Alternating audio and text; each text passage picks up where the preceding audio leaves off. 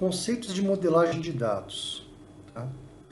Bom, os modelos são baseados em tabelas de dados relacionadas e definem os valores numéricos que você deseja analisar ou relatar, conhecidos como medidas. E as entidades que serão usadas para fazer a agregação são conhecidas como dimensões. Por exemplo, um modelo pode incluir uma tabela contendo medidas numéricas para vendas, como receita ou quantidade. Dimensões para produtos, clientes e tempo. Isso permite agregar medidas de vendas em uma ou mais dimensões, por exemplo, para identificar a receita total por cliente ou total de itens vendidos por produto ou por mês. Conceitualmente, o modelo forma uma estrutura multidimensional, que normalmente é conhecida como cubo, no qual qualquer ponto em que as dimensões se cruzam representa uma medida agregada para essas mesmas.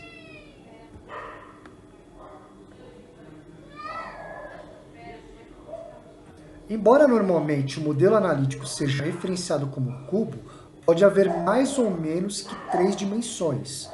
Só não é fácil visualizar mais de 3. Ok? Tabelas e esquemas. As tabelas de dimensões representam as entidades pelas quais as medidas numéricas são agregadas. Por exemplo, produto ou cliente, cada entidade é representada por uma linha com um valor de chave exclusivo. As colunas restantes representam atributos de uma entidade. Por exemplo, o produto tem nome e categoria, e o cliente tem endereço e cidade. É comum que a maioria dos modelos analíticos inclua uma dimensão de tempo para agregar medidas numéricas associadas a eventos ao longo do tempo. As medidas numéricas que serão agregadas pelas várias dimensões no modelo são armazenadas em tabelas de fatos. Cada linha em uma tabela de fatos representa um evento gravado com medida numérica associada. Por exemplo, a tabela vendas representa as transações de vendas de itens individuais e inclui valores numéricos para a quantidade de vendas, quantidade vendidas e receita.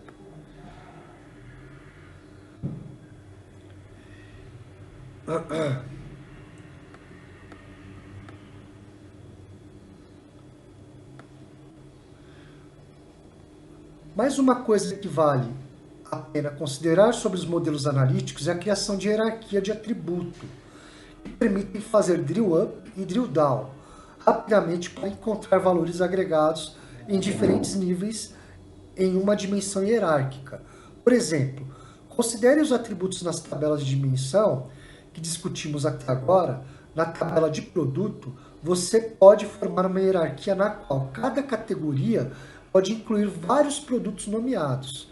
Da mesma forma, o cliente, uma hierarquia pode ser formada para representar vários clientes nomeados em uma cidade. E, por fim, a tabela de tempo, você pode formar uma hierarquia por ano, mês e dia, trimestre, semestre ou algo do tipo. Bom, a modelagem analítica do Microsoft Power BI. Você pode usar para definir o modelo analítico usando tabelas de dados que podem ser importadas de uma ou mais fontes de dados. Depois você pode usar a interface de modelagem de dados na guia Modelo do Power BI para definir o modelo analítico criando relações entre tabelas de fato e de dimensões, definindo hierarquias, configurando tipos de dados e formatos de exibição para campos nas tabelas, e gerenciando outras propriedades dos dados que ajudam a definir um modelo rico para análise. Diagrama de relacionamento. Bom, aí temos uma estrutura anterior, uma estrutura chamada solução. Eu não quero usar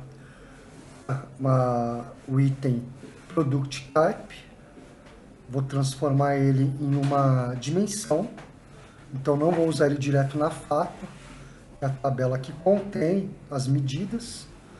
Vou importar a mesma tabela, só que eu vou fazer uma transformação nos dados.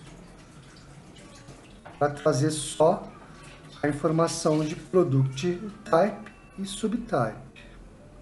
Então, essa mesma tabela. E aí vou transformar ela, vou fazer uma transformação nela. Vou tirar todos os campos para criar a dimensão de produto, onde product subtype é o menor nível. Então, eu removo as colunas, tenho só product type subtype. Nossa chave de relacionamento com a tabela fato vai ser a subtype, que é o menor nível.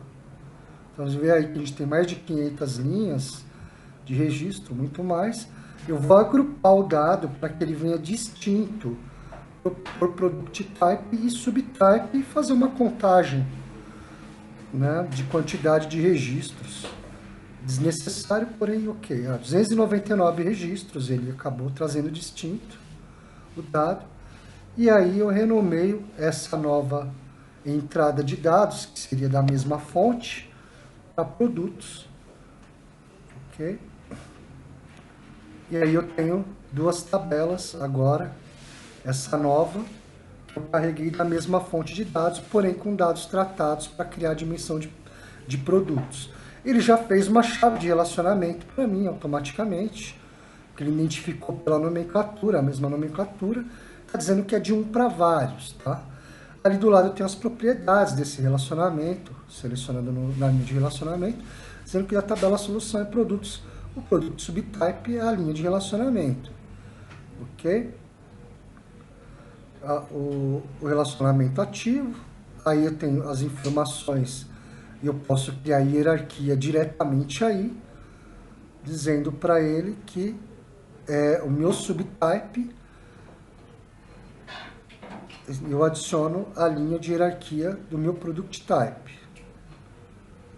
Ok? Então, para o subtype eu tenho vários subtypes.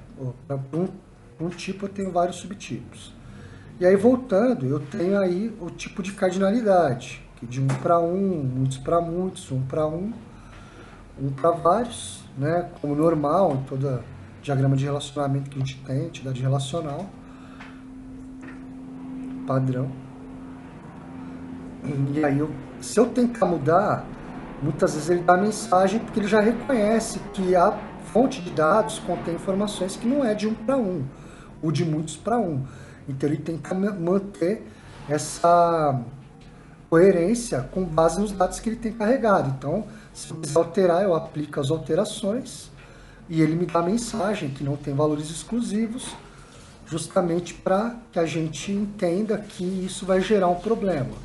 E aí ele mostra um pouquinho mais detalhado o relacionamento com algumas amostras das duas tabelas relacionadas, a cardinalidade e a direção do filtro cruzado.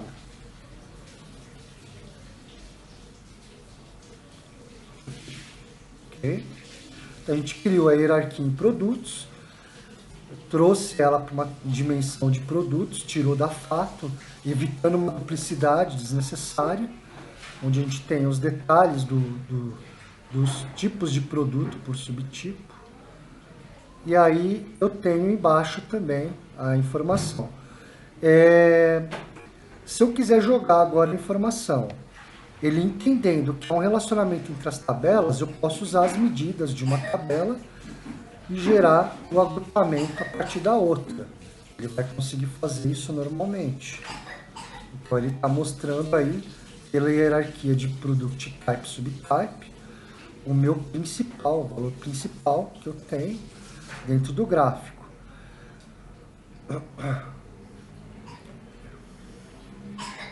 Aí o ideal, se a gente colocar somente product type, que é a informação que a gente tem na tabela de dimensão, com o principal, fica um pouquinho mais agradável na visualização para o entendimento de que essa tabela relacional ela considera o efeito do valor da medida aplicado no relacionamento. Então aí eu tenho as propriedades, ali eu tiro a seleção hierárquica e vou selecionar somente o product type. E aí ele está mostrando por tipo de produto qual o valor principal que eu tive